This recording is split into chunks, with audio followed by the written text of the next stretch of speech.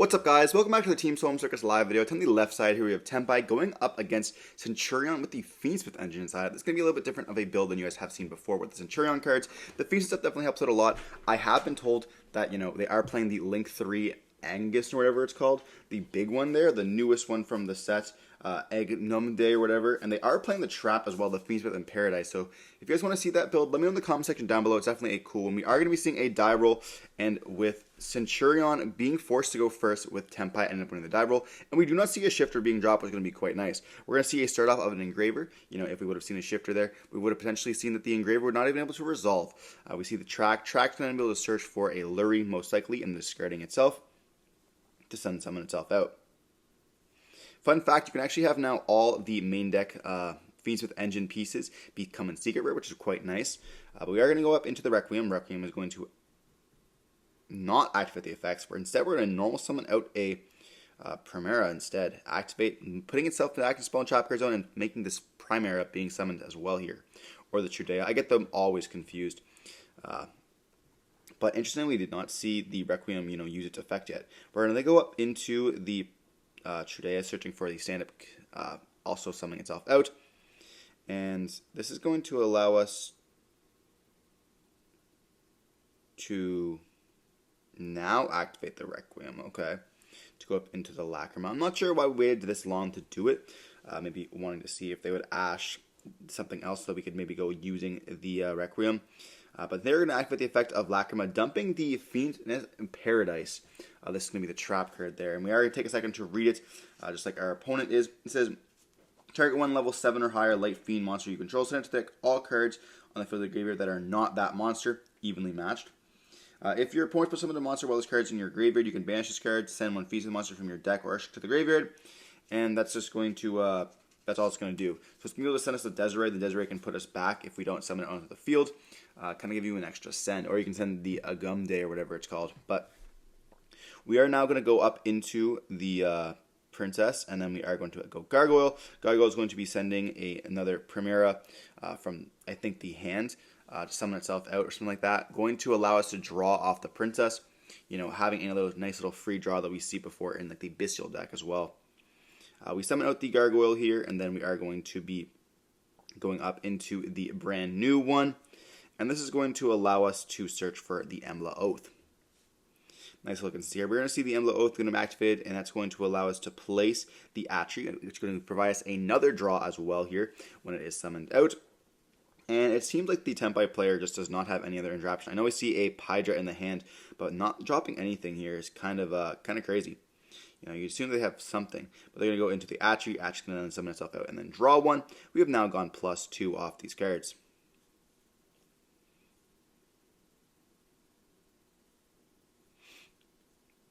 We are thinking on kind of where we want to continue to go with this. But we're going to go for the Ultra here, and then we are going to allow us to make a token. And they are thinking on the summon here, or they're just... So then we're going to banish it from the graveyard to dump the Phalanx trap card for the Centurion. A lot of players are playing this at 2. I think that Pack was playing it at 2, so people are doing that kind of combo. When someone who is a little bit more popular does a combo, it kind of gets streamlined, and then a lot of other players try to replicate it. But I'm not sure that we are playing 2 in this build, because we also are playing the Paradise card. We're going to then Synchro Summon up into what I believe is going to be the level 12, either being the Auxilia, but they don't really need it to search, so they're probably going to go for the Legacia, which is going to be the top card of their extra deck they are looking for. So they do go for that, which is going to be providing them another draw, going +3 once again. It's like they want to have a bunch of engine, or non-engine, against the Tenpai deck, which definitely makes sense. You also have the ability to pop a card if you want to leave the trap in the graveyard, but most likely we're not going to see the Auxilia being able to hit the graveyard, because we're going to activate it right away for the...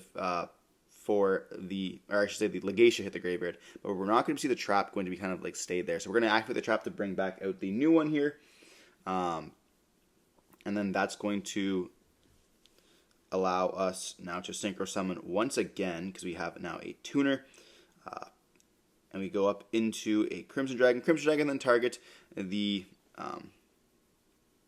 Legacia to go up into now the Cosmic Blazer Dragon. So now we have a kind of negate, which is going to keep coming back, being also a 4,000 body. It's going to be quite difficult for us to do it, as well as, we still have the Engraver to put back the Luri. Something itself out, we want to do that at the end of our drawing, because we don't want to draw into a copy of Luri. Definitely a rough card. But then we can just go up into either a Caesar or a Sequence. But we're going to go up into an IP instead here, very interestingly enough. Do we just not have the cards in the graveyard for it? We're going to be able to put the Atri in the Spell and Trap card zone during the end phase, which can allow us to summon it back out during the opponent's turn now as well. But we're going to go for a Terraforming right off the bat from the Tenpai player. And I mean, this board's pretty good. What could they have in hand? Do we maybe have like some of those board breaker cards? We see a Prosperity as well. Open up Terraforming and Prosperity in the 40. Having 2 1-ofs here. And we're going to let that resolve. We see a D-Shifter, a Prelia, a Shifter, another Prelia here, and another Shifter. What the heck?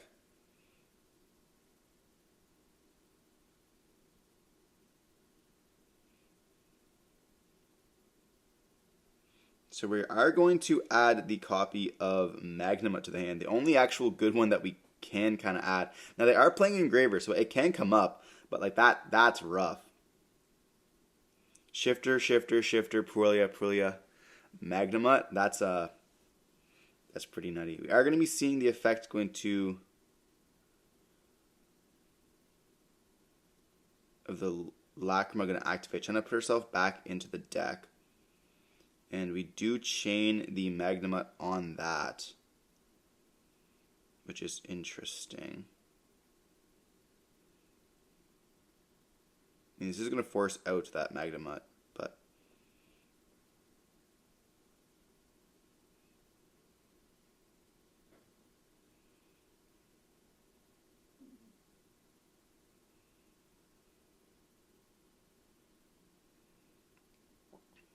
and then we are going to be seeing the Magnum effect going to activate, but they are going to chain the Atri as well as the Primera, summoning itself out. And then we're going to get to effect to draw as well as change the level and Synchro Summon up into, I'm assuming it's going to be another, we're going to go for the new one again. Once again going for that. Let us get another search for an Embla. Interesting that we didn't choose to go up into another Cosmic.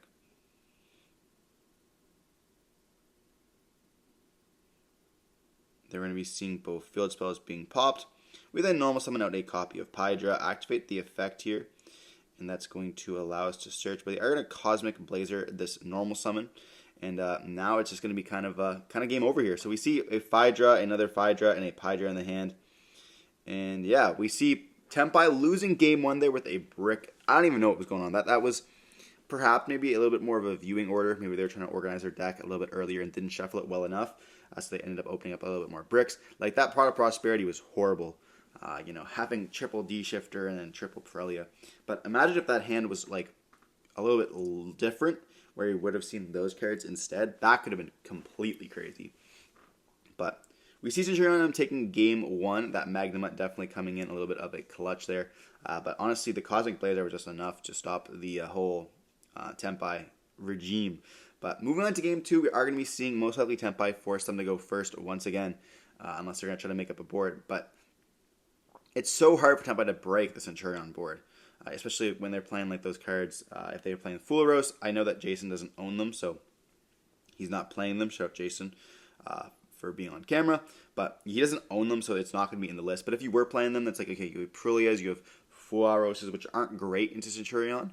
So it's going to be like kind of a little bit of a hassle for you to like side in the card, maybe playing some of those board breakers and stuff like that. Impulse can be decent against it. But if they set up a Cosmic Blazer or double Cosmic Blazer, chances are you're not winning, especially with the Fiendsmith cards. You can get like a Desert on the field as well to negate some of your board breaker cards. It's like, okay, well that's kind of just it for us now. But we are going to be diving on into game 2 with Tenpai going to be making themselves go first, it looks like they just said. And we're going to just set 2 cards here and pass turn, not looking too hot. Maybe one of these are a D-barrier, though. We're going to see a track going to be started off with from the Centurion side. That's going to allow us to search for a Luri, most likely. discarding that Lurie, and then Lurie can then summon itself out. We don't have any Bestials in our hand, as well as our opponent has no monsters, therefore we can't activate it because it's not a quick effect. We do go up into a Requiem once again. Are we going to activate the effect of Requiem right off the bat? We are. We're going to opt to choose to do that now. Summoning out most likely the Lacrima. Lacrima can then dump either the Trap or an Engraver, but chances are they thought they were going to go first, so they probably cut it. So they're going to be dumping now the Engraver. I don't think you necessarily need to, especially if you're going second, you're going to cut the card for sure. Maybe they thought that the Tenpai player was going to make them go second, so they are kind of maybe optimized to play it. Or there is a trap in their hand as well that could have been the same card. We're going to see Larry being returned to kind of put the Engraver back, but we do chain a Druid Worm on that, banishing the Engraver, making them not be able to have any of those special summon monsters now. So they're not going to go up into a sequence, and they can go up into a sequence, but they're not going to go up into any of the Desiree because of the fact that they don't have an Engraver in rotation now. We are going to go Talents here to take the Druid Worm. Then we're going to be linking away for, I'm going to be assuming it's going to be, or we're going to actually Synchro Summon into a Chaos Angel. Chaos Angel is going to be targeting the face down closest to the deck, and it is a dual made Chaos Angel here, so it's going to be quite hard for Tenpai to actually beat over this. They're going to Judgment the summon, okay. So it is now going to be 4,000 life points. They have to kind of crash for Tenpai. And they have not normal summons, so we see a normal summon of a Primera or a Trudea going to be putting itself back into the Spell and Trap card zone, going to be then putting another one into there. And I'm very confident they can do 4,000, especially if we can get a copy of the Cosmic Blazer. It's going to be summoned, and it's going to be 4,000 on the dot, being able to attack directly. But they are going to then put the Primula in the Spell and Trap card zone, or the other one, the Trudea. Then we're going to activate it, and they do think about kind of stopping it here. Now, I don't know what they exactly have in the back row, but they're thinking about it. They're going to chain the Cosmic, bringing another 3,000 life points. I mean, it is considered a trap card, and then you chain the Cosmic. It is no longer going to be on the field, which is going to be quite nice. But we do stop it and give us another turn. We now set 2 cards, and then we pray, it looks like. We draw into...